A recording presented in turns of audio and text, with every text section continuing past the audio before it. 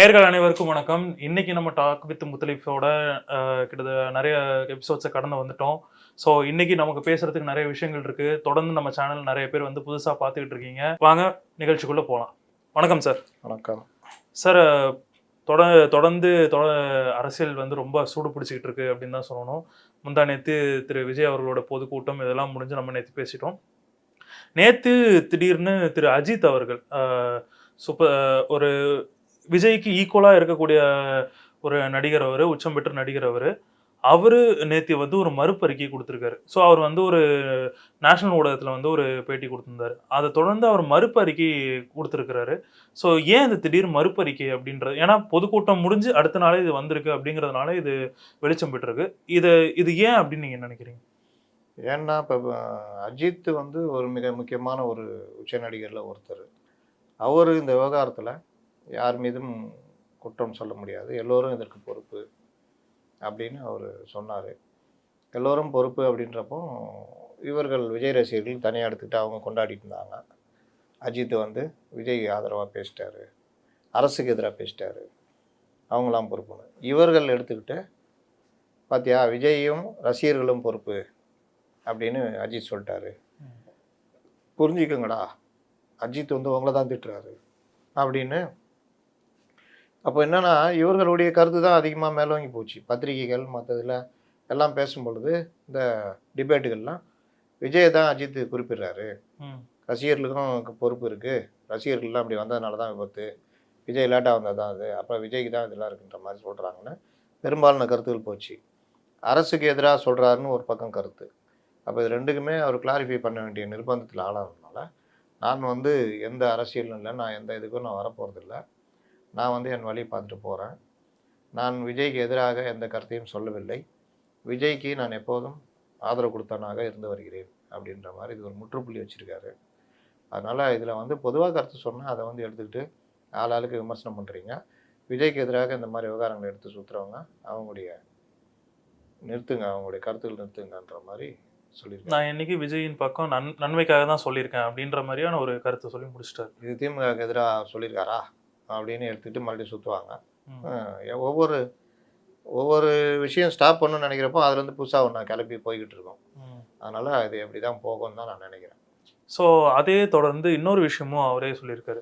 என்ன எல்லாரும் வேறு மாநிலத்தவர், வேற்று மொழிக்காரன்னு சொல்லி எல்லாரும் வந்து ஒதுக்குறாங்க, ஒரு நாள் வரும் நானும் தமிழ்நாட்டுக்காரன் தான் அப்படின்றத வந்து அவங்களே பெருமைப்படுவாங்க, அதுக்காக நான் வெயிட் பண்ணிட்டு இருக்கேன், ஒரு நாள் கண்டிப்பாக வரும் அப்படின்ற மாதிரியான ஒரு லைனை வந்து சொல்லியிருக்காரு.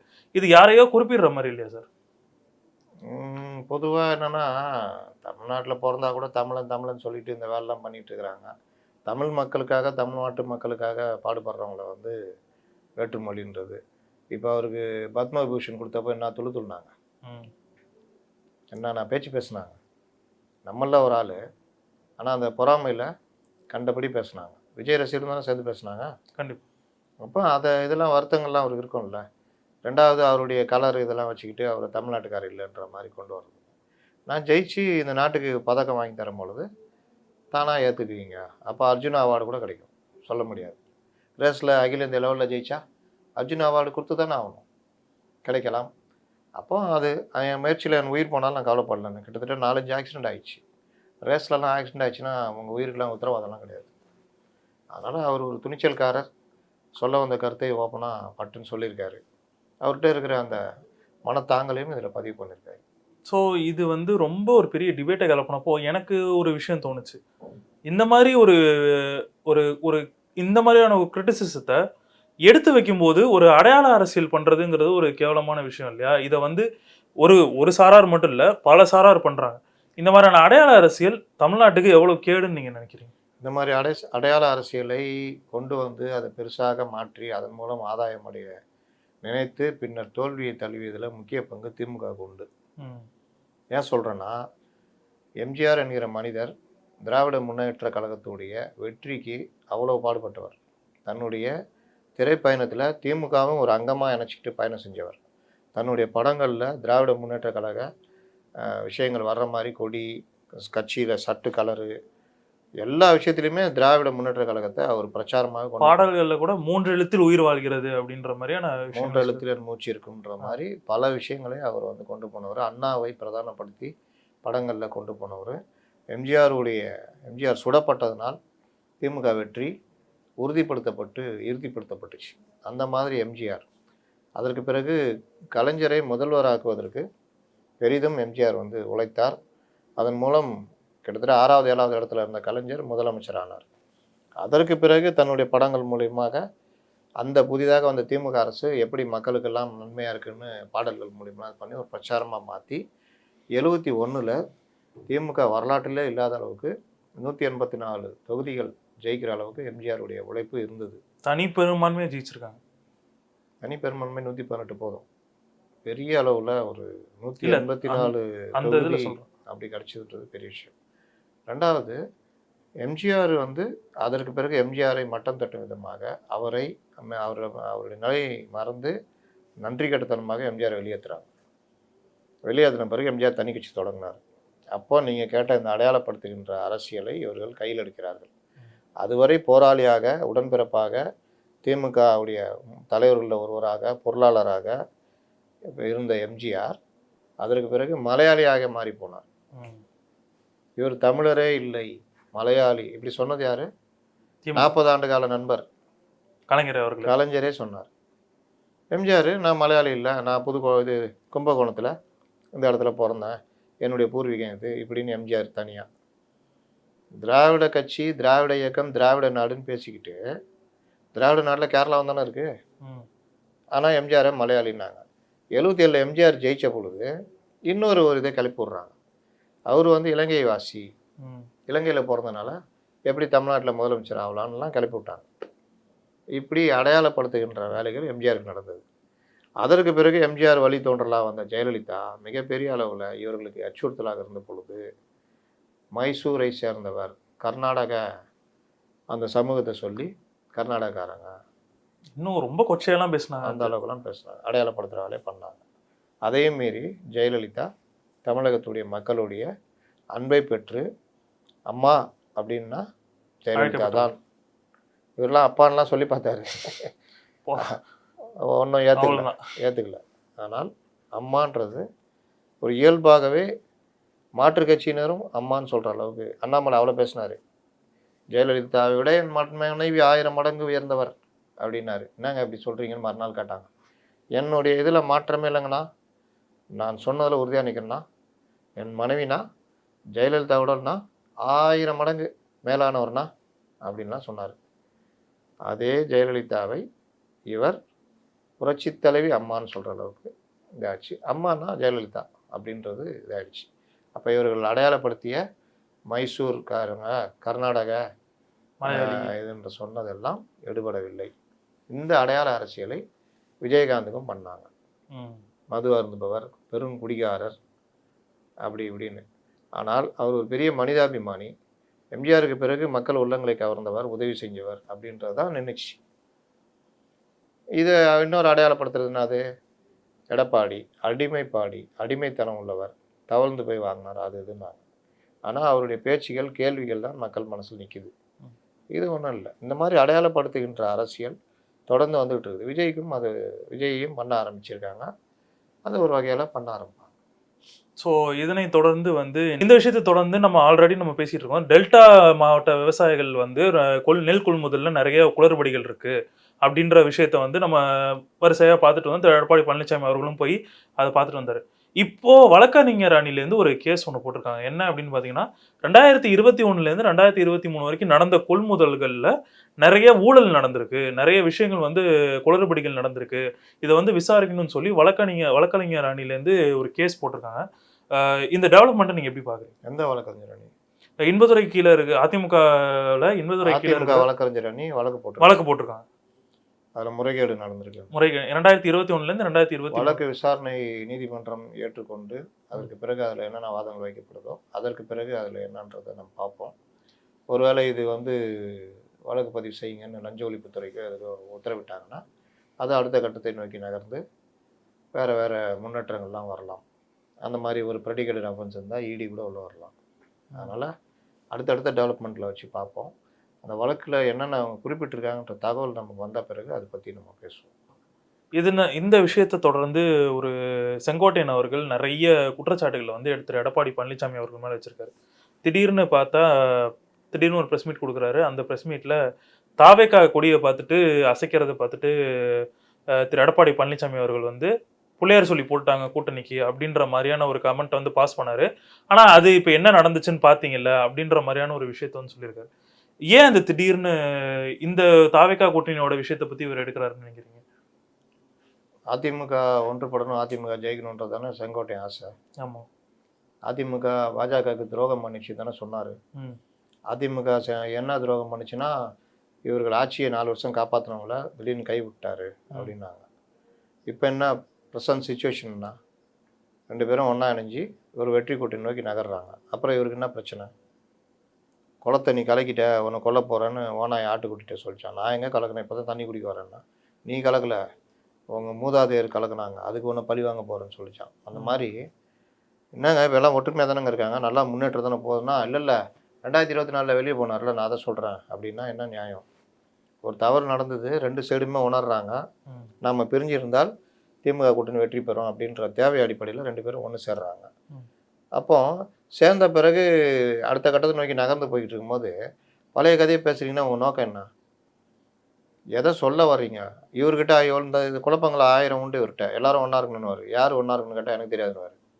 அப்போ யாருக்கு தெரியும்னா எடப்பாடிக்கு தெரியும். எடப்பாடிக்கு தெரியும்னா அவர் கீழே போய் நின்றுக்கா, அவர் பார்த்துக்க போறாருன்னா அதை செய்ய மாட்டார். இன்ஃபேக்ட் இவர் இன்னொன்று விஷயமும் சொல்லியிருக்காரு சார்.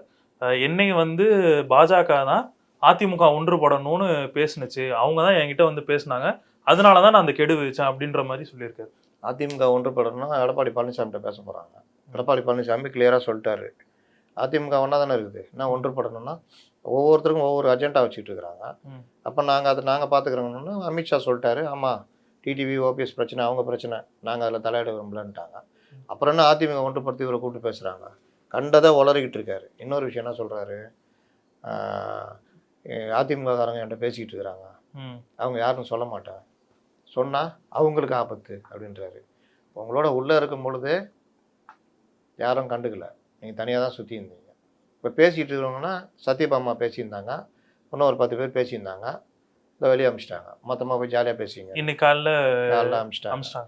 இவர் சொல்கிற ஒவ்வொரு விஷயமும் வாரிசுன்றாரு. வாரிசு அரசியலை எடப்பாடி கொண்டு வர்றாரு.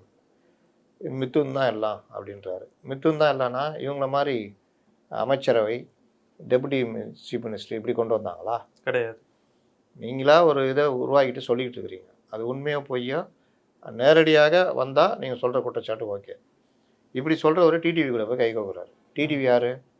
கட்சியில் கிளை செயலாளர் இருந்து ஆரம்பித்து அப்படியே வளர்ச்சி அடைந்து அதிமுகக்குள்ளே வந்தவரா? கண்டிப்பாக கிடையாது. சசிகலாவுடைய உறவினர்ன்ற முறையில் நேரடியாக மாநில பொருளாளராக ஆக்கப்பட்டார். அதற்கு பிறகு எந்த பொருளாளர், எம்ஜிஆர் போன்றவர்கள் இருந்த அந்த பதவி, அதற்கு பிறகு எம்பியாக தேர்ந்தெடுக்கப்படுறார். அப்புறம் துரோகம் பண்ணுறாங்கன்னு இந்த குடும்பத்தையே அவங்க தள்ளி வச்சாங்க. சசிகலாவை மட்டும் கூப்பிட்டுட்டாங்க. டிடிவி தினகரனே உள்ளே வரக்கூடாதுன்னு சொல்லிட்டாங்க. ஜெயலலிதா உயிரோடு இருக்கும் முறை வரவில்லை.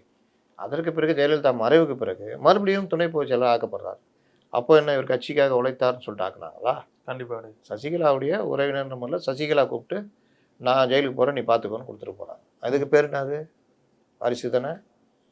ஓபிஎஸ் ரவீந்திரநாத்தை தூக்கி பிடிச்சிட்டு இருக்குது, பேர் என்னது? வாரிசு தானே. அப்புறம் இவர் எந்த அடிப்படையில் அவங்களெல்லாம் ஒன்று சேர்க்கணும்னு நீங்கள் பேசிகிட்டு இருக்காரு? இல்லை சார், அவர் அந்த வாரிசுன்னு ஒரு விஷயம் எனக்கு சொன்னப்போ எனக்கு ஒரே ஒரு விஷயம், இது எல்லா கட்சியுமே நடக்கக்கூடியது தானே. ஒரு செங்கோட்டையனோட பையனோ பொண்ணோ இருந்திருந்தா அவங்க வந்து அந்த இடத்துல அதிமுக தலையிடாமையா இருந்திருப்பாங்க. அந்த உள்ளூர் அவங்க ஊரில் அரசியலில் நேருப்புள்ள அருணர் அவர் இதில் அரசியலில் அவர் தலையிடுறாரு.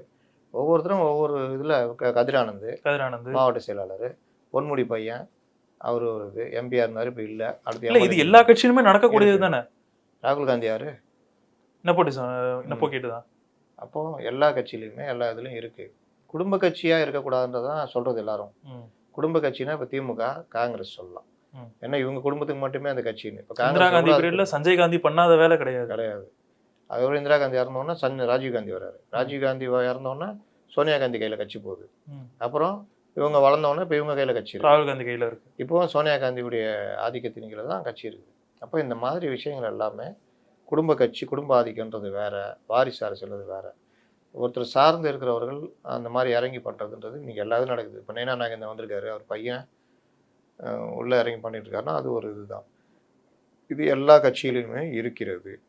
இவர் உட்காந்துட்டு இந்த அதாவது உப்பு போடாத விஷயங்களை கிளப்பி பேசிகிட்டு இருக்காரு. உங்களுடைய பணி அதிமுகவுடைய வெற்றிக்கு, அதிமுகவுடைய ஒற்றுமைக்கு உதவுதான்னு பார்த்தா, ஒற்றுமையெல்லாம் உடைச்சிட்டு வெளியில் வந்துட்டு ஒற்றுமையாக இருக்கணும்னு பேசிகிட்டு இருக்காரு. அதிமுக தோக்கிறதுக்கான காரணங்கள்லாம் சொல்லிட்டு அதிமுக வெற்றி பெறணும், அதை எடப்பாடி பண்ண மாட்டேங்கிறான்றாரு. இந்த மாதிரி இவருடைய குழப்பத்தில் தான் சுற்றிக்கிட்டு இருக்காரு. இதோட சேர்த்து இன்னும் நிறைய விஷயம் சொல்லிட்டு இருக்காரு. நான் ஒன்னொன்னா சொல்கிறேன், ஒன்னொன்றுக்கு நம்ம பேசுவோம். நாங்கள் முன்மொழிந்து இருக்காவிட்டால் இபிஎஸ் முதலமைச்சர் ஆகியிருக்க முடியாது. இபிஎஸ் முதலமைச்சர் ஆகிறது இவர் நாங்கள்னா என்ன அர்த்தம்? இவர் கூட யார் இருக்கா? பொதுக்குழு உறுப்பினர்கள். அதான் யார் இருக்கா இவர் கூட? இப்போ யாருமே கிடையாது. அப்போ என்ன நாங்கள்? யாராவது ஒருத்தர் முன்மொழிஞ்சு தான் யாராவது வருவாங்க. அதிமுக முன்மொழிஞ்சதில் எடப்பாடி வந்தார், அவர் அதை ஸ்ட்ராங்காக நிற்கிறாரு. ஜெயலலிதாவுக்கு பிறகு செங்கோட்டையனோ ஓபிஎஸ்ஸோ அதிமுக தலைமையில் இருந்தால் இன்றைக்கி அது பிஜேபி கைக்கு போயிருக்கோம், இல்லாட்டி உடஞ்சி அல்லுசில்லாக போயிருக்கோம். அப்போ அந்த இடத்துல கட்சியை ஸ்ட்ராங்காக வச்சுக்கிட்டு ஒரு தலைமை ஜெயலலிதா அடுத்து தலைமையாக இருக்கிறது எடப்பாடி பழனிசாமி. இன்னொரு விஷயம் என்னன்னா, திரு ஓபிஎஸ் அவர்களும் இதுக்கு முன்னாடி முதலமைச்சராக இருந்தார். செங்கோட்டையன் அவர்கள் தான் ஒரு ஓபிஎஸ்க்கு பதிலாக முதலமைச்சராக உட்காரப்பட வேண்டியது அப்படின்ற கூத்தூர் பேச்செல்லாம் நம்ம எவ்வளோ கேட்டிருப்போம். அப்படி இருக்கும்போது ஏன் இபிஎஸ் தலைமையாக வந்தாருன்றனா அவருடைய தலைமை பண்பாக நிரூபிக்கிறாருல்ல. வந்த பிறகு 4 ஆண்டுகள் இந்த ஆட்சி உடையாமல் பார்த்துக்கிட்டது. ப்ளஸ் அதுக்கு பிறகு பல தோல்விகள் வந்த அப்புறம் இந்த கட்சி ஸ்ட்ராங்காக இன்றைக்கும் திமுகவுக்கு ஒரு பெரிய அச்சுறுத்தலாக அதிமுக இருக்குதுன்னா அதுக்கு எடப்பாடியுடைய தனிப்பட்ட ஆளுமையை மறுக்க முடியாது. ப்ளஸ் எடப்பாடி கூட இருக்கிற அந்த டீம், இது எல்லாம் தான் சேர்ந்தது தான். அப்போ நீங்கள் ஒன்றும் உதவாமல் இது பண்ணிக்கிட்டு இந்த கட்சியை அடிமரத்துலேருந்து கிளையை வெட்டுற மாதிரி இந்த வேலையெல்லாம் பண்ணிக்கிட்டு இருக்கிறீங்கன்றது தான். ரெண்டாவது தொகுதி மேம்பாட்டுக்காக நான் செய்ததை விட எடப்பாடியார் ஒன்றும் செய்யவில்லை. தமிழ்நாடு செஞ்சுருக்காருல்ல, அதனால தான் இதுதான் வித்தியாசம். தமிழ்நாடு முழுவதும் எடப்பாடி 2017 ஆட்சிக்கு வந்த பொழுது எடப்பாடினா யாருக்கும் தெரியாது, கட்சியினருக்கு தெரியும். கட்சியினரில் அடிமட்ட தொண்டர்கள் கூட அந்த அளவுக்கு தெரியாது. நானே சில இடங்களில் வேணுன்னு கேலிக்கு இந்த குரூப் ஃபோட்டோவில் எடப்பாடி எங்கே இருக்கு காமிங்கயா அப்படின்னு கேட்ட காலம் உண்டு 2017. ஆனால் 2018-21 தமிழகம் முழுவதும் எடப்பாடினா எல்லாருக்கும் தெரியுன்ற நிலைமை வந்துச்சு. தமிழகத்து முழுவதும் உள்ள பிரச்சனைகள் எடப்பாடி பழனிசாமிக்கு தெரியும். இன்றைக்கி தமிழகம் முழுவதும் அவர் போகிற அந்த எழுச்சி பயணம் 180 தொகுதி போயிட்டார். எல்லா இடத்துலையும் எழுச்சி இருக்குதுல்ல, பொதுமக்கள் வந்தாங்கல்ல, கட்சியினர் வந்தாங்கல்ல, அதுதான் அவருடைய வளர்ச்சி. நீ எப்படி வந்தன்றது கணக்கு இல்லை, வந்த பிறகு நீ என்ன பண்ண. இப்போ புசி ஆனந்த் பொதுச் செயலாளராக வந்தார், பொதுச் செயலாளராக வந்த பிறகு தன்னை அவர் வளர்த்துக்கிட்டாரானா வளர்த்துக்கல. 2.25 வருஷம் ஆயிடுச்சுன்னு சொல்கிறாரு கட்சி வச்சு ஆரம்பிச்சு. 2.25 வருஷத்தில் புசி ஆனந்த் என்ன லெவலில் வந்திருக்காருன்னா ஒன்றும் இல்லை, 0. விஜய் ஏதாவது வந்திருக்கானா 0, கட்சி வந்திருக்கானா 0. 4 வருஷத்தில் எடப்பாடி பழனிசாமி எந்த லெவலுக்கு போயிட்டார்.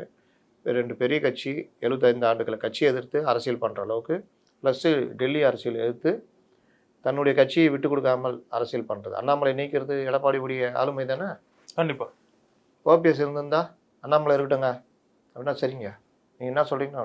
எனக்கு இன்னொரு விஷயம் ரொம்ப அவர்கிட்ட பிடிச்சது என்னன்னா சார், அண்ணாமலையை நீக்கிட்டு அதிமுகலேருந்து வெளியே போனவரை அந்த இடத்துக்கு தலைமையாக உட்கார வச்சது எனக்கு ஒரு பெரிய விஷயமா தெரியுது. அது ஒரு விஷயம் என்னென்னா, அவங்க முக்குளத்தூரை சேர்ந்த ஒருத்தர் இதுவரையும் வரணும்னு சொல்லி தீர்மானிக்கிறாங்க. நம்ம கட்சியிலேருந்து போனவர் தானேன்னு பார்க்காம அதை ஏற்றுக்கிட்டு அது ஒரு ஜெல்லாகி போயிட்டுருக்குறாங்க. அந்த விஷயத்தெல்லாம் பாராட்டத்தகுது.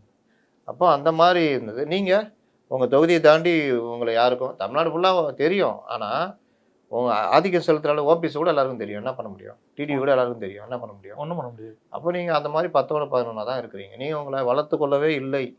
77 இருக்கிறீங்க, என்ன இருந்துன்னா உங்கள் தொகுதியை தாண்டி நீங்கள் பெரியதாக கட்சி மத்தியில் இல்லை. ஏன்னா உங்களுடைய பணி அந்த லெவல் தான் இருந்திருக்குன்றது தான் அர்த்தம். ஒரு பேட்டி முழுமையாக கொடுக்க தெரியுதா? ஒரு 10 நிமிஷம் ஷார்ட்டாக பேச முடியுதா? இல்லை. 10 நிமிஷம் பேச வேண்டியதை 40 நிமிஷம் பேசுகிறார். இவர் பேட்டியையே 1-2 வச்சு கேட்க வேண்டியதாக. திருமாவளவன் கூட போட்டி போடுறார். அப்போ சொல்ல வந்த விஷயத்தை நறுக்கு தெரித்தார் போல் மற்றவர்களுக்கு புரிகிற வகையை சொல்ல முடியுதா? எதுவுமே இல்லை. அவர் பேட்டியில் நீங்கள் பார்த்தீங்கன்னா ஒன்றுமே இருக்காது. இதுதான் இவர்களுக்கெல்லாம் உள்ள மைனஸ். இதோட இன்னொரு விஷயமும் சொல்லியிருக்காரு, இபிஎஸ் முதலமைச்சராக வாய்ப்பு தந்தவர் சசிகலா, ஆனால் அவரையே கொச்சையாக பேசினார். அவர் கொச்சையாக பேசுன மாதிரி எனக்கு எதுவும் தெரியல. எனக்கும் தெரியல, இவர் புதுசாக கிளப்புறாரு. நான் சொல்கிறேன், கட்சியை விட்டு போகணும்னு முடிவு பண்ணிட்டீங்க, கட்சியை விட்டு நீக்கிட்டாங்க. ஏன் இந்த மாதிரி தரத்தை குறைச்சிக்கிறீங்க? ம். இவர் இபிஎஸ்ஐ விட்டு வெளியே இபிஎஸ்ஐ முதலமைச்சராக்கியதும் சசிகலா, ம். உங்களை அமைச்சராக்கியவரும் சசிகலா தான். ம். ஏன் வெளியேற்றுனீங்க? எதிர்த்து அப்போவே நீங்கள் இல்லைங்க முடியாதுங்க, நான் சசிகலா வெளியேற்றினாமா ஏற்றுக்கொள்ள மாட்டேன்னு போனீங்களா? டிடிவி வெளியேற்றினப்போ ஒரு 18 பேர் போனாங்க, அவங்களோட போனீங்களா? இல்ல. அப்புறம் என்ன இன்னைக்கு உட்காந்து நியாயம் பேசிட்டு இருக்கீங்க? செந்தில் பாலாஜி கூட அந்த நியாயம் இருக்குது. ஆமா, ஃபர்ஸ்ட் அமமுகவுக்கு தான் போனாரு ஃபர்ஸ்ட் எடுத்தோம். ஆமா. அடுத்து, கட்சிக்கு உழைத்தவர்களை மறந்துவிட்டு பணக்காரர்களுக்கு சீட்டு வழங்கியவர் இபிஎஸ். இவர் ஏழையா? இவர் சார் 2000 கோடி தான் சார் வச்சிருக்காரு. நீங்க வேற. அப்புறம் பணக்காரர்களுக்கு தான் எல்லா கட்சியிலுமே, அதுலேயும் குறிப்பாக இப்போ திமுகலாம் பார்த்தீங்கன்னா ஒரு காலத்தில் காங்கிரஸ் எதிர்த்துக்கிட்டு சீமான்கள் கட்சி, கோமான்கள் கட்சி அப்படின்லாம் சொல்லிக்கிட்டு தங்களை அவர்கள் ஏழையாக தான் இருந்தாங்க. அப்போ எம்ஜிஆருடைய குற்றச்சாட்டு அதுன்னு, ம். ஏழைகளாகவும் ஒரு வசதியும் இல்லாதவர்கள் ஒன்றுமில்லாதவர்கள்லாம் இன்றைக்கு கோடீஸ்வரர்களாக இருக்கிறார்கள், அதனால் கணக்கு கொடுக்கணும்னாரு. கோவம் வந்துச்சு, வெளியில் அனுப்பிச்சிட்டாங்க. அப்போ இன்னைக்கு பெரும் பணக்காரர்கள் இன்னைக்கு ஒவ்வொருத்தரும் அரசு கொடுக்குற வாகனங்களை கூட இச்சு இதெல்லாம் ஒரு வாகனமாக, இதெல்லாம் வண்டியா அப்படின்னு அவர்கள் சொந்த கார் சொகுசு காரில் பிரயாணம் பண்ணுறது டிஃபெண்டரில் போகிறாரு பார்க்குறத நம்ம பார்க்குறோம். அப்போ அமைச்சர்கள் முதற்கொண்டு முதல்வரை பின்பற்றி சொந்த வாகனங்கள் லெக்ஸஸ் இந்த மாதிரி வண்டிங்களெல்லாம் ரோல்ஸ் ராய்ஸ் வாங்குறதுக்கு ஒருத்தர் ஊர் ஃபுல்லாக கிட்னி திருடுறாரு. இந்த மாதிரிலாம் போய்கிட்டு இருக்குது. அப்போது இந்த மாதிரி விஷயங்களில் இவர்கள் எந்த அளவுக்கு இருக்கிறாங்கன்னா, நீ சீட்டு கொடுத்தா தொகுதிக்கு என்ன பண்ணுவேன், எவ்வளோ செலவு பண்ணுவேன், இதான் முதல் கேள்வி. ப்ளஸ்ஸு பலரும் பல கட்சிகளில் முதலாளித்துவ கட்சிகளில் சீட்டுக்கு துட்டு கொடுக்கணும். இந்த மாதிரி பல விஷயங்கள் இருக்குது. அதிமுகவிலும் தொகுதிக்கு என்ன செய்வீர்கள், என்ன பண்ணுவீங்கன்றது முதலாளித்துவ கட்சியில் உண்டு. அது இவரும் சேர்த்து தான். இன்றைக்கிட்ட இவர் புதுசாக தர்மவான் ஆகிட்டார். கம்யூனிஸ்ட் கட்சியிலே அதை பார்க்குறாங்க. அப்புறம் என்ன? கம்யூனிஸ்ட் கட்சியாக இருந்தாலும் சார், எந்த கட்சியாக இருந்தாலும் தொகுதிக்கு செலவு பண்ணுறதுக்குன்றது யாருக்கு கேண்டிடேட்டாக அவங்களுக்கு கொடுப்பாங்கல்ல, அவங்களுக்கு வேணும் இல்லை. டீ காஃபி வாங்கி கொடுத்தா தானே ஒரு தொண்டராக வந்து அட்லீஸ்ட் அவன் கொஞ்சம் பூத்து வேலையாச்சும் பார்க்க முடியும். ஸோ இதெல்லாம் பார்க்கணுன்னா காசு வேணுங்கிறது தான் ஒரு அடிப்படை. இதை புரியாமல் அவர் பேசுகிறாரா அப்படிங்கிறது தான் என்னோட இது. அதான் சொன்னேன்ல, அவருக்கு தெளிவாக பேச வராது. இதை சொல்லிட்டு யார் ஏற்றுக்குவா? இதை யாருமே ஏற்றுக்க முடியாது. இதே ஒரு போய் கூட சேர்ந்துரு டிடி தினகரன் எவ்வளோ செலவு பண்ணா, 20 ரூபா டோக்கனில் ஃபேமஸில் அவர். ஆமாம், அப்புறம் என்ன பரிசு போட்டியிலலாம் வச்சு கொடுத்துருந்தாரு. அதே மாதிரி இன்னொரு விஷயமும் சொல்லியிருக்கு, அதிமுகவை பாதுகாக்க பாஜகவை 2024 தேர்தலின் போது கழட்டி விட்டார். இதுதான் நான் முதல்ல சொல்லிட்டேனே, அந்த அந்த அந்த அவன் எவ்வளோ பெரிய மோசமானவன் தெரியுமா அப்படின்னு. என்ன மோசமானவன்? அவன் பொண்டாட்டியை நடுத்தரில் விட்டு போயிட்டான். அப்படியா? இப்போ என்ன பண்ணுறாப்புல? அந்த பொண்டாட்டி கூட தான் வாழ்கிறாரு. நடுத்தரில் விட்டு போயிட்டான்னீங்க, அது போன வருஷம். இப்போ எல்லாம் ஒன்றா தான் இருக்காங்க. அப்புறம் என்னையா அவனுக்கு பிரச்சனை அப்படின்னா, இல்லை மோசம், அவன் பொண்டாட்டியே விட்டு போயிட்டான். இப்போ தான் ஒன்றாகிறாங்களேயா, நல்லாகிறாங்க, 2 பேரும் கஷ்டப்படுறாங்க, ஒரு சொந்த வீடு வாங்க போகிறாங்க, நல்லா தானே இருக்காங்க. இப்போ உனக்கு என்ன பொறாமை அப்படின்னா, இல்லைங்க அப்போ வந்து அவர் துரோகம் பண்ணாருங்க அப்படின்னு. அப்போ அவங்களே அவங்களுக்குள்ள நீ துரோகமா நான் துரோகமா எல்லாம் தூக்கி ஓரம் வை. இப்போதைக்கு யார் அடிக்கணுமோ நான் அடிக்கணும், நம்ம எல்லாம் ஒன்று சேருவோம் அப்படின்னு சேர்ந்துட்டாங்க. சேர்ந்தா பிறகு நீ என்ன பண்ண, உண்மையிலே அக்கறைக்கிறவன் ஏமா வீடு வாங்க போகிறீங்களா, நமக்கு தெரிஞ்ச ஒரு வீடு ஒன்று இருக்குது, இந்த மாதிரி ஒரு இதில் போட்டு நான் பண்ணித்தரேன், அந்த மாதிரிலாம் உதவி பண்ணோம். நீங்கள் வெளியே வந்துட்டு துரோகம் பண்ணிட்டான்னா. எனக்கு இன்னொரு விஷயமும் என்ன புரியலன்னா சார், 2023 இவருமே கட்சிக்குள்ள இருக்கிறாரு. அப்பவும் அப்பதான் பாஜகவோட கூட்டணி இல்லைன்னு பிறந்தாங்க. அப்பவே இந்த வார்த்தையை அதான் ஏன்பா நீ என்னப்பா பண்ண, பொண்டாட்டி தோத்தி விட்டாங்க, நீ என்ன பண்ண? நானும் கூட சேர்ந்தாங்க, கட்சி தோத்துனேன். அப்புறம் மறுபடியும் சேர்ந்துட்டாங்க 2 பேரும். ஆனாலும் அவன் துரோகம் பண்ணிக்கிறாங்கன்னா, நீ தானே சேர்ந்து துரத்துனீங்க பிஜேபியை. அதான் சொல்கிறேன்ல, என்ன பேசணும்னு தெரியாமல் பேசிகிட்டு இருக்காங்க. அண்டு இது தொடர்ந்து சார் நேத்தின்னா முந்தா நேத்தி தெளிவாயிடுச்சு, தாவேக்கா தனியாக தான் நிற்க போகுது அப்படின்னு. ஸோ திமுகவோட பி டீம், தாவேக்கா, பாஜகவோட பி டீம்னு 2 சைடும் போட்டு அடிச்சுட்டு இருக்காங்க. இன்னைக்கு தேர்தல் களத்தை வச்சு பார்க்கும்போது இந்த மும்முனை போட்டி அப்படின்றது ஒன்று இருக்குல்ல, திமுக, அதிமுக, தாவேக்கா, இந்த மும்முனை போட்டியில வந்து யாருக்கு வந்து அந்த இந்த இந்த களம் எப்படி இருக்கு அப்படின்றது வந்து பாக்குறீங்க, யாருக்கு வந்து அதிக ஸ்டேக்ஸ் இருக்கு? சீமான் கட்சியை விட்டுறீங்க, நாம் தமிழர் கட்சி இருக்கு. அவர் தான் சொல்லிட்டாரே சார், நீ அப்படிலாம் எனக்கு ஒன்றும் ஓட்டு போட வேணா, நான் கடைசி வரைக்கும் பயிற்சியில் இருப்பேன்னு அவரே சொல்லிட்டாரு சார். சொல்லிட்டோம், தேர்தலில் அவங்களே 234 தொகுதியில் நிற்க போகிறாங்க. அவர்களுக்கு 8% வாக்குகள் இருக்குது. அது கூடுதா இல்லை நிற்குதா இல்லை குறையுதான்றது தான் தேர்தல் உணர்த்தம். அதனால் அவங்களே சேர்த்து 4 முனை போட்டி தான். ரைட்டா? அவர் ஒரு 10,000 ஓட்டு பிரிக்கிறாருங்க, திமுகவோ அதிமுகவோ தோக்குதுன்னா அவர் ஒரு காரணம் தானே. சரி சார், நான் என்ன கேட்குறேன்னா, இப்போ இந்த 8% வாக்குன்றது நாடாளுமன்ற தேர்தலுக்கு வந்துச்சு. அப்போ விஜய்ங்கிற ஒரு ஃபேக்டர் உள்ள வரல. நாடாளுமன்ற தேர்தல்லையே வந்துச்சு. ம். ஒரு சட்டமன்ற தொகுதியில தான் அதிக வாக்குகள் யாரும் வாங்க முடியும். ம். நாடாளுமன்ற தேர்தலில் பெரும்பாலும் தேசிய தேசிய கட்சிகளை கட்சிகளுக்கு தான் பொறுத்து வரும். ஓட்டு போட்டுருவாங்க. இவங்களெல்லாம் கண்டுக்கவே மாட்டாங்க. நீ ஜெயிச்சு எம்பி ஆக போற அப்படின்ற மாதிரி தான் வரும். ஆனால் அதுலேயே 8% வாங்கி அங்கீகாரம் வாங்கிட்டாங்க. ம். அப்படி பேசுங்க. இல்ல நீங்க அப்படி சொல்றீங்க சார். என்னோட ஒரு வியூ என்னன்னா, நான் 2024 தேர்தல அப்பதான் நான் வரேன் உள்ள. அப்போ நான் பார்த்தது திரு விஜய் அவர்களோட படம், அரசியல் விஷயம் எல்லாமே அப்பதான் வந்துச்சு. ஸோ சீமான் வந்து அத பயன்படுத்திக்கிட்டாரு. அத பயன்படுத்திக்கிட்டு அப்ப அந்த ஒரு பாட்டு கூட ஒண்ணு ரிலீஸ் ஆனுச்சு. அப்போ வந்து ஒரு படத்துல ஒரு பாட்டு கூட ரிலீஸ் ஆனுச்சு. அந்த மைக் சின்னத்த வச்சு அவரு இது பண்ணிட்டாரு. ஸோ இன்னைக்கு அவரை எதிர்த்து அரசியல் பண்றாருங்கிறப்போ அவரோட ஸ்டேக்ஸ் அப்படின்றது 2024 தான் நம்ம பார்க்குறீங்க நீங்க அரசியல. ம். 2021 சீமானுடைய வாக்கு சதவீதம் எவ்வளோ? 6% நினைக்கிறேன். 6.8. 6.8%. 2024 8%. 1.2%. 8.5. ம். அப்போ 6.8 வரைக்கும் விஜய் இல்லாமல் தானே வந்தார். ம். கூடுதலாக வந்த 7னா 1.2 1.7% விஜய் இதுன்னு சொல்ல வரீங்களா? 1.7%ன்னு முழுசா நான் சொல்ல வரல. குறைஞ்சது ஒரு 0.5% அந்த விஜயோட வாக்குகள் விழுந்திருக்கும். இருக்கட்டும், இருக்கலாம். அப்போ அதே நிரூபிக்க வேண்டியது சீமானுடைய பொறுப்பு தானே. ம். அதை தான் நான் சொன்னேன். 8 10 இல்லை 6 அப்படின்றதுக்கு அவர் தேர்தலில் நிற்கிறாரு. அவர் வந்து 2021 10,000 வாக்குகள் ஒவ்வொரு தொகுதியிலும் சராசரி வாங்கினார். மக்கள் நீதி மையம் 10,000 வாங்கினாங்க. அவங்க கொண்டு போய் அடக வச்சுட்டாங்க அறிவாலயத்தில். இவர் இருக்காரு. இன்னைக்கு காலைல ரொம்ப மனம் நெகிழ்ந்து போஸ்ட் போட்டிருக்காரு. போட்டு போகிறார். அதெல்லாம் முதலாளிகளுக்கு பண்ணணும்ல. போஸ்ட்டை கூட அவங்களே அடிச்சு கொடுத்துருவாங்க. சார் இதை அப்படியே போஸ்ட் பண்ணுங்க சார். அவர் எங்கே போஸ்ட் பண்ணுவார்? அட்மின்ட்டு அனுப்பிச்சிடுவாங்க. அனுப்பிட்டோமா அனுப்பிச்சிருங்க, ஏற்றிடுவாங்க. அதனால் இன்றைக்கி அவர் நிலமை அப்படி ஆயிடுச்சு. அப்போ சீமானுடைய 10,000 வாக்குகள் பிரிஞ்சதுன்னா அதுவும் பாதிப்பு வரும்ல. அதனால யாரையும் எளிதில் எடை போட முடியாதுன்றதாக சொல்கிறேன். 4 முனை போட்டி. சரி, ஓகே. 4 முனை போட்டி. இந்த 4 முனை விஜய் இப்போவும் நான் சொல்கிறேன், அவர் பேச்சுவார்த்தை நடத்தினதுலாம் எனக்கு தெரியும். அவர் பேச்சுவார்த்தை அவங்கள்ட்ட போய்கிட்டு இருக்குது. 100 சீட்டு துணை முதல்வர் உட்பட கேட்டுக்கிட்டு இருக்காரு. இதில் அவர் அங்கே போயிடக்கூடாது, தனியாக நின்னா நமக்கு லாபம்னு திமுக ஸ்லீப்பர் செல்கள் கட்சிக்குள்ளே இருக்கிறவங்க விஜயை குழப்பிட்டு இருக்கிறாங்க. எப்படிலாம் குழப்புறாங்கன்னா, சார் நம்ம ஜெயிக்காட்டினாலும் நம்ம ஒரு 35 தொகுதி வாங்குவோம் சார். அப்படி வாங்கினா யாருக்கு மெஜாரிட்டி இல்லையோ நம்ம அவங்களோட சேர்ந்தோம்னா நம்ம டிசைடிங் ஃபேக்டர் சார். கண்டிப்பா அன்னைக்கு திமுகவோட சேர மாட்டாரு அப்படிங்கிறது உறுதியா சார். நம்ம டிசைடிங் ஃபேக்டர் சார். அப்போ டிசைடிங் ஃபேக்டராக வந்தால் நம்ம வந்து துணை முதல்வர் வாங்கிக்கலாம் சார். அதனால் நம்ம தனியாகவே நிற்போம் சார்ன்ற அளவுக்கு முட்டு சேர்ந்து கூட்டு போகிற அளவுக்கு பேசுகிறாங்க. அப்போ இவர் இதை ஏற்றுக்கிட்டாருன்னா தனியாக நிற்பார். இல்லை எனக்கு துணை முதல்வர் வேணும், தரலையா நான் தனியாக நிற்கிறேன்னு அறிவிக்கிறேன். அப்படி அறிவிக்கும் போது என்ன ஆகும்? முடிஞ்சிடும். இவருக்கு இறங்கி வருவாங்க. என்னப்பா பேசிட்டு தானே இருக்கிறோம். ஆமாம் நான் பேசிட்டு தான் இருக்கிறோம், நீங்கள் எங்கே ஒத்து வர்றீங்க? அந்த நெகோசியேஷனுக்காகவும் அவர் நேற்று இந்த மாதிரி அறிவிச்சிருக்கலாம். இல்லை ஜனவரி பிப்ரவரியில் தானே சேர போகிறோம், இப்போவே அதுக்கு நம்ம இப்படியே குழப்பிட்டு இருப்போம்னு குழப்பலாம். இல்லை உண்மையிலேயே தனியாக நிற்கலாம் அப்படின்னு நிற்கலாம். 3 ஆப்ஷன்.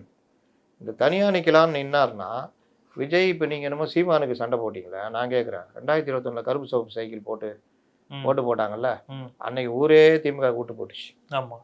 விஜய் ரசிகர்கள் மட்டும் யாருக்கு போட்டிருப்பாங்க? திமுக தான் போட்டிருப்பாங்க. அவங்க வந்து ஒரு 7-8% இருக்காங்க. அவங்க அப்படியே பஞ்சா இங்கே வந்தாங்கன்னா திமுகவோட வாக்கை தானே அவர் பிரிக்கிறாரு. அதான் கோர் ஓட்டு. ஆமாம்.